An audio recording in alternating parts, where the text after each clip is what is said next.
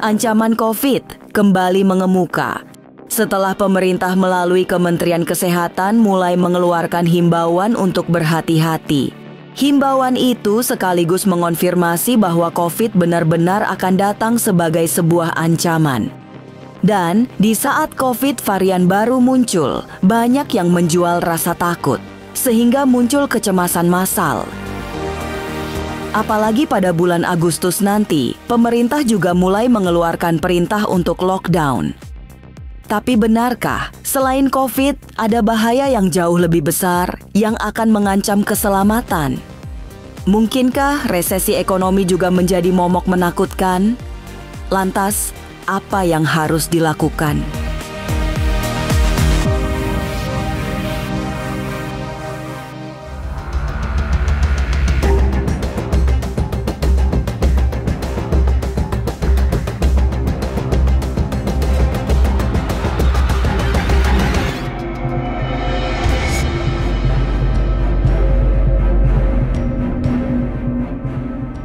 Waspada dan bersiagalah, mendekati pertengahan bulan Juni ini akan datang kabar mengejutkan dari dunia kesehatan.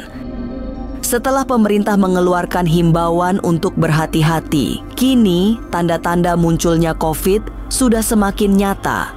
Pemirsa, varian baru COVID-19 dilaporkan telah menyebar cepat di 22 negara, menimbulkan kekhawatiran global tentang potensi penyebaran lebih lanjut dan dampaknya terhadap kesehatan masyarakat.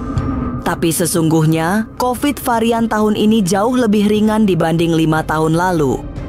Hanya saja, ada yang sengaja menghembuskan ketakutan sehingga terjadi keresahan.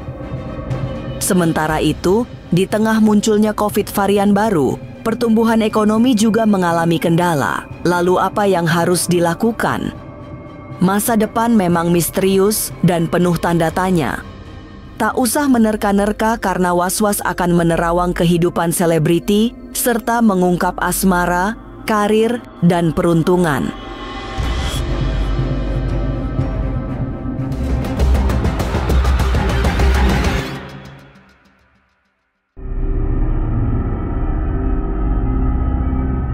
Memasuki pertengahan bulan Juni, ada fase bencana yang tak terduga-duga.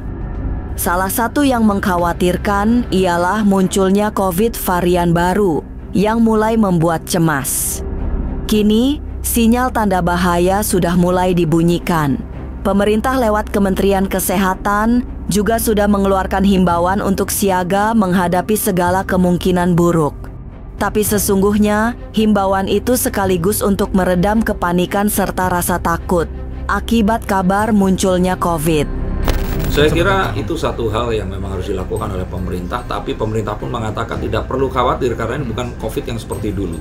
Pun masyarakat ini sudah dilakukan vaksin sehingga apapun yang ada, ini diharapkan untuk mencegah agar mereka ini tetap bisa beraktivitas dan juga ingin menyampaikan bahwa tidak perlu muncul ketakutan yang berlebihan. Akibat pandemi COVID yang kembali muncul, situasi negara bisa ikut terancam.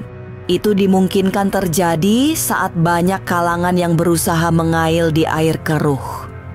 Nanti, di saat pandemi datang, muncul kelompok pembenci pemerintah yang mendorong masyarakat untuk tidak mempercayai usaha pemerintah merampungkan kasus COVID.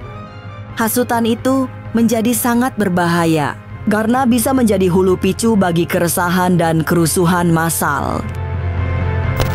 Nanti akan muncul sebuah gerakan yang tidak mempercayai pemerintah hanya karena mereka mengatakan ini COVID akan terjadi, tapi malah akan meningkatkan COVID dengan tinggi dan diberitakan dengan sangat bombastis, orang-orang akan takut sehingga nanti akan terjadi kekacauan dalam bidang ekonomi dan juga kesibukan sehari-hari.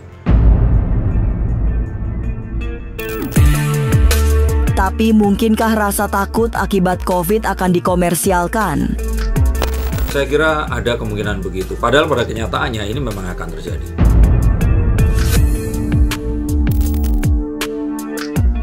Memang COVID akan datang dengan segala kehebohannya. Orang mulai cemas karena ancaman pandemi dihembuskan sebagai sesuatu yang menakutkan. Tapi memang pandemi COVID akan bisa berbahaya untuk bayi dan kalangan yang memiliki riwayat penyakit bawaan. Selebihnya, buat mereka yang sehat apalagi sudah mendapatkan vaksin, COVID bisa tidak berkutik. Ya, ini adalah satu hal yang memang harus diwaspadai, terutama kepada ya bayi-bayi yang lahir setelah tahun 2023 ya, yang selama rentang waktu 2 tahun ini mungkin belum divaksin dan sebagainya. Apakah ini akan terjangkit atau tidak? Ini satu hal yang masih akan dipertanyakan. Korban ada tapi nggak sampai sekian orang meninggal dunia. Saya kira ini hanyalah sebuah pandemi, sama seperti saat musim pancaroba banyak orang batuk, pilek dan sebagainya. Nggak akan muncul hal-hal yang akan ditakutkan seperti terjadi di masa-masa yang lalu.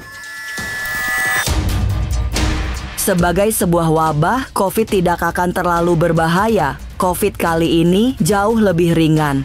Tapi faktanya, publik sengaja dibuat takut untuk tujuan tertentu, terutama tujuan bisnis. Akibatnya, beredar banyak berita menakutkan di media, sampai akhirnya akan terjadi lockdown. Kondisi ketakutan itulah yang seperti sengaja dipelihara agar ada yang diuntungkan. Padahal, COVID tidak semenakutkan yang menjangkit di tahun 2022. Ya karena COVID-nya pun ini akan meninggalkan satu gejala yang nggak seperti COVID dulu. Mungkin seperti orang flu tulang atau flu saja yang dengan istirahat dan juga menerapkan pola hidup sehat ini akan kembali pulih. Ada sebuah ketakutan di Agustus ini akan merebak COVID dan akan di lockdown. Nah, ketakutan itu saja bisa saja digaungkan oleh pihak yang nggak bertanggung jawab untuk menimbulkan kepanikan sehingga ada panic buying atau panic selling yang akan menguntungkan orang-orang yang mengembuskan gosip ini tadi.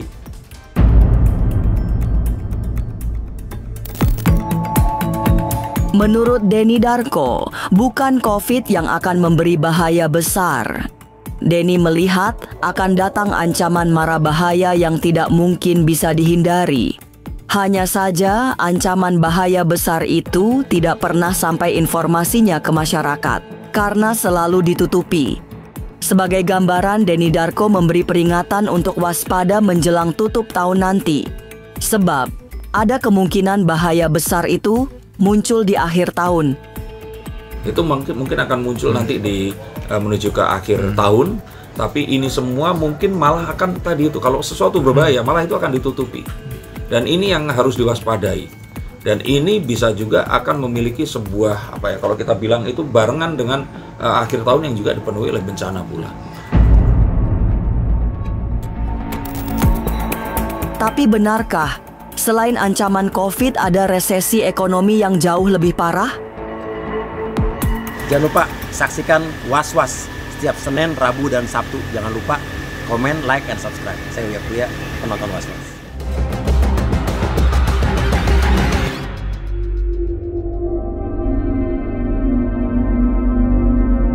Kecemasan akibat munculnya COVID memang sesungguhnya sesuatu yang berlebihan.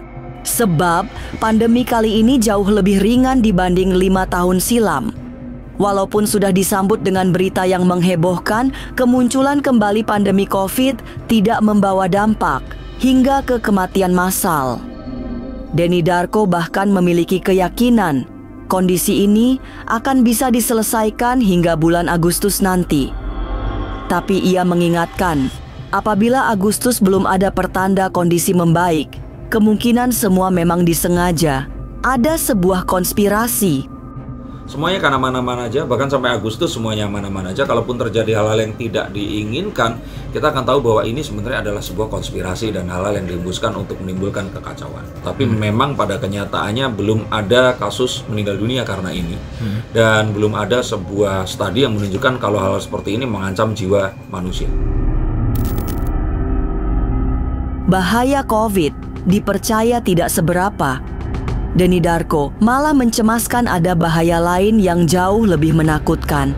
Bahaya itu bernama resesi ekonomi.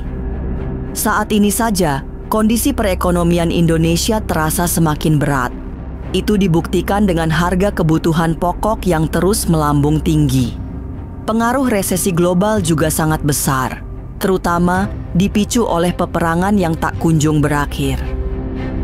Kondisi perekonomian yang terganggu karena suplai bahan-bahan dasar yang mulai agak tersendat karena peperangan yang terjadi di Rusia, di Ukraina, dan kepentingan pendukungan kepada Palestina dan Israel. Saya kira nanti sampai bulan Agustus, September ini semua akan agak mereda karena perang juga butuh duit. Jadi kalau saya pikir nanti akan ada upaya untuk yuk kita gencatan senjata, kita cari duit dulu, terus nanti berantem lagi, perang lagi. Jika benar akan ada bahaya besar selain pandemi COVID, apa yang harus dilakukan? Apakah ada strategi agar tidak menjadi korban segala malapetaka? Sesaat lagi Was-Was akan mengungkapnya. Tetap like, subscribe, dan juga share. Karena Anda patut was-was sebelum menyaksikan Was-Was. Jangan lupa saksikan Was-Was setiap Senin, Rabu, dan Sabtu. Jangan lupa komen, like, and subscribe. Saya Uya Kuya, penonton Was-Was.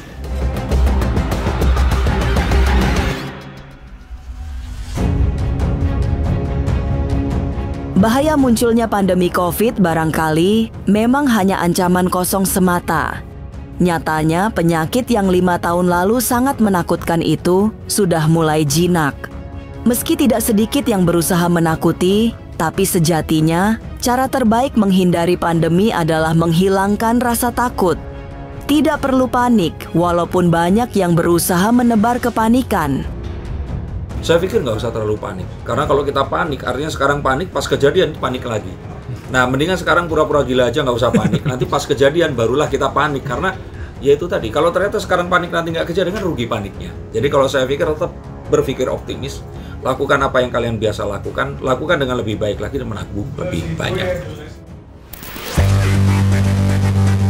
Suasana menakutkan, seperti sedang mengintip. Saat ini, semua berada dalam radar ancaman penyakit COVID yang 5 tahun lalu sangat menakutkan. Tapi yakinlah, pemerintah tidak akan tinggal diam untuk menolong rakyatnya dari bahaya yang mengancam. Pemirsa, saksikan terus Was-Was yang akan meneropong kehidupan para selebriti, tentunya hanya di channel YouTube ini. Dan pastikan untuk subscribe, like, dan juga share. Karena Anda patut was-was sebelum menyaksikan Was-Was.